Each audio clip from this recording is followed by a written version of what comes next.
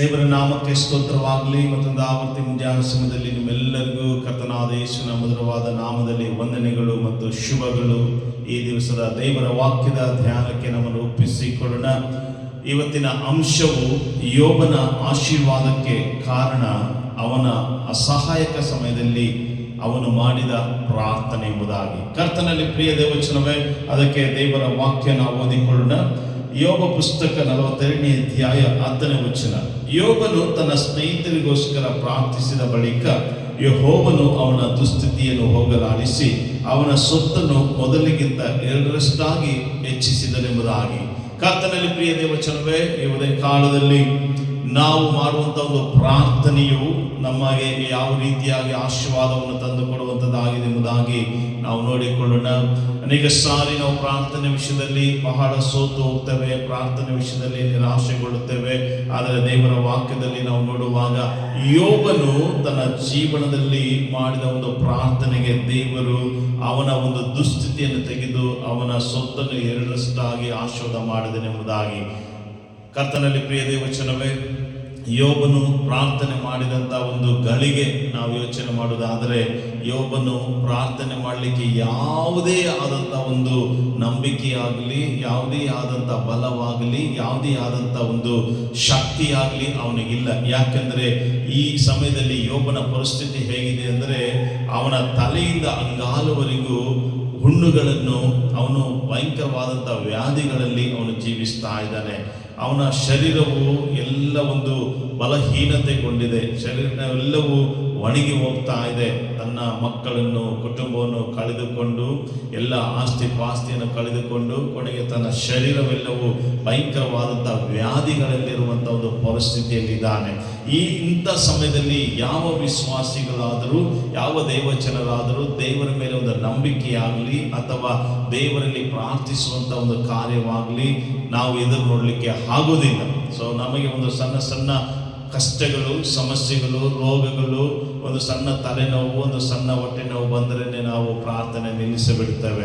ಆದರೆ ಯೋಬನ ಜೀವನದಲ್ಲಿ ಅಸಹಾಯಕವಾದಂತಹ ಸಮಯದಲ್ಲಿ ಅವನ ಒಂದು ಪ್ರಾರ್ಥನೆ ವೀರನಾಗಿದ್ದಾನೆಂಬುದಾಗಿ ನಾವು ನೋಡುತ್ತಾ ಇದ್ದೇವೆ.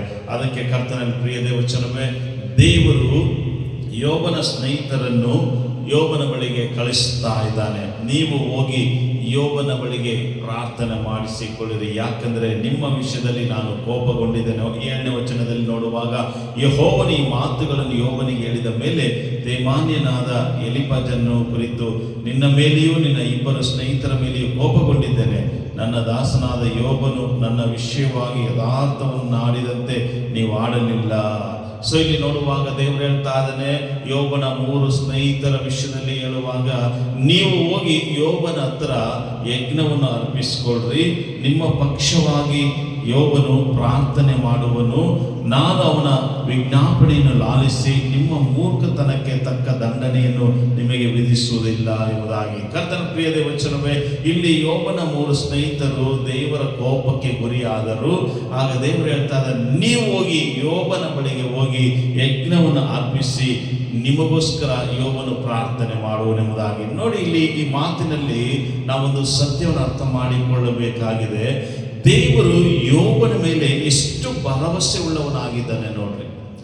ಇಷ್ಟು ಕಷ್ಟಗಳು, ಇಷ್ಟು ಹೋರಾಟಗಳು, ಇಷ್ಟು ನಿಂದೆಗಳು, ಅವಮಾನಗಳು, ಶರೀರದಲ್ಲಿಯೂ, ಕುಟುಂಬದಲ್ಲಿಯೂ, ಸಮಾಜದಲ್ಲಿಯೂ ಎಲ್ಲ ವಿಧವಾದಂಥ ಸೋಲುಗಳಲ್ಲಿ, ಎಲ್ಲ ವಿಧವಾದಂಥ ಬೀಳುವಿಕೆಯಲ್ಲಿರುವಂಥ ಯೋಬನ ಮೇಲೆ ದೇವರು ಇನ್ನೂ ಭರವಸೆ ಇಟ್ಟಿದ್ದಾನೆ. ಯೋಬನ ಮೇಲೆ ಇನ್ನೂ ನಂಬಿಕೆ ಇಟ್ಟಿದ್ದಾನೆ.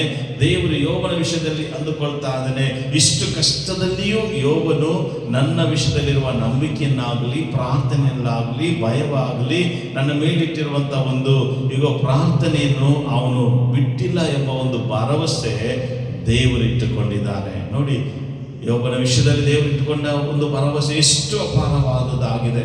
ಅದು ನಿಜವೋ ಅಲ್ಲವೋ ಎಂಬುದಾಗಿ ಮುಂದೆ ನಾವು ನೋಡೋಣ. ಏನಾಗ್ತಾ ಇದೆ ಅಂದರೆ, ಆ 3 ಜನ ಸ್ನೇಹಿತರು ಬಂದು ಯೋಬನ ಹತ್ರ ಬಂದು ಕೇಳ್ತಾ ಇದ್ದಾರೆ, ನಮಗೋಸ್ಕರ ನೀನು ಪ್ರಾರ್ಥನೆ ಮಾಡು ಎಂಬುದಾಗಿ. ಆ ಸಮಯದಲ್ಲಿ 10ನೇ ವಚನದಲ್ಲಿ ಯೋಬನು ತನ್ನ ಸ್ನೇಹಿತರಿಗೋಸ್ಕರ ಪ್ರಾರ್ಥನೆ ಮಾಡಿದ ಬಳಿಕ ಎಂಬುದಾಗಿ. ನೋಡಿ, ಅಂಥ ಒಂದು ಕಷ್ಟದಲ್ಲಿ ಯೋಬನು ತನ್ನ ಸ್ನೇಹಿತರಿಗಾಗಿ ಬೇರೆಯವರಿಗಾಗಿ ಪ್ರಾರ್ಥನೆ ಮಾಡ್ತಾ ಇದ್ದಾನೆ. ತನಗೋಸ್ಕರ ಅಲ್ಲ, ತನ್ನ ಸ್ನೇಹಿತರಿಗಾಗಿ ಬೇರೆಯವರಿಗಾಗಿ ಪ್ರಾರ್ಥನೆ ಮಾಡ್ತಾ ಇದ್ದಾನೆ.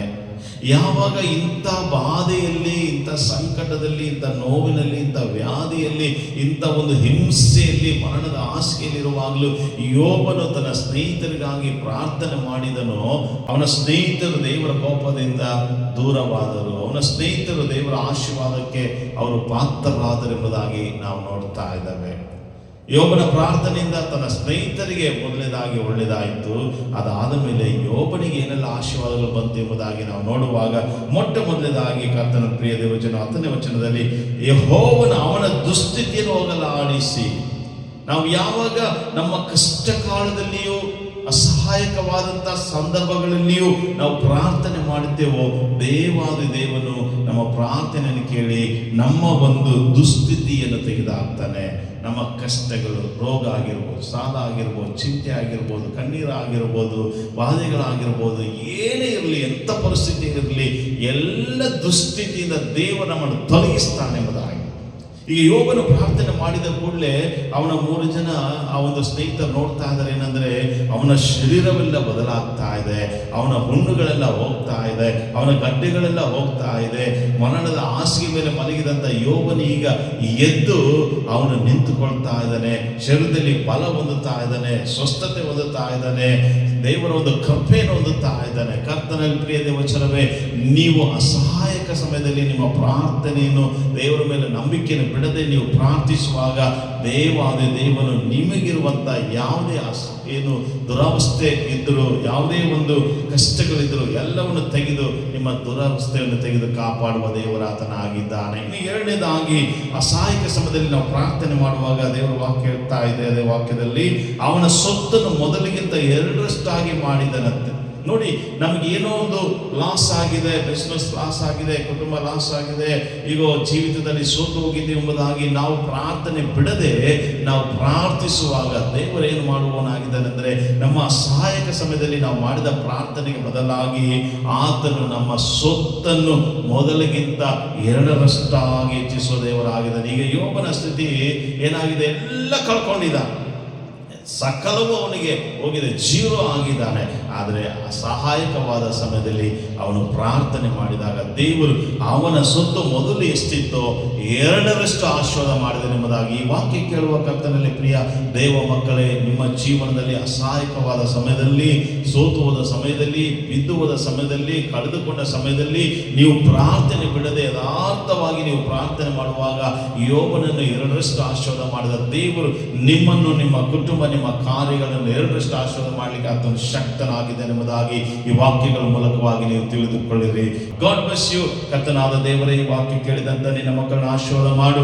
ಈ ವಾಕ್ಯಕ್ಕೆ ತಕ್ಕಂತೆ ಅವರ ಜೀವಿತವನ್ನು 100ರಷ್ಟು ಆಶೀರ್ವಾದ ಮಾಡು. ಕಳೆದುಕೊಂಡಗಳೆಲ್ಲವೂ ತಿರುಗಿ ಬರಲಿ ಸ್ವಾಮಿ. ಏನೆಲ್ಲ ಹೋಗಿದೆಯೋ ಅದೆಲ್ಲ ತಿರುಗಿ ಬರಲಿ. ಅವರಿಗೆ ಈ ಅಸಹಾಯಕವಾದ ಸಮಯದಲ್ಲಿ ಒಂದು ನಂಬಿಕೆ, ಪ್ರಾರ್ಥನೆ, ಬಲವನ್ನು, ಕೃಪೆಯನ್ನು, ಆತ್ಮವನ್ನು ಕೊಟ್ಟು ನಾಡಿಸು. ವಾಕ್ಯ ಕೇಳಿದ ಎಲ್ಲ ನಿನ್ನ ಮಕ್ಕಳನ್ನು ಆಶೀರ್ವಾದ ಮಾಡಿ. ಯೇಸುವಿನ ನಾಮದಲ್ಲಿ ಪ್ರಾರ್ಥನೆ ಮಾಡಿ ಆಶೀರ್ವದಿಸ್ತೇನೆ ತಂದೆ. Amen, amen. God bless you. ದೇವರು ನಿಮ್ಮನ್ನು ಆಶೀರ್ವಾದ ಮಾಡಿ.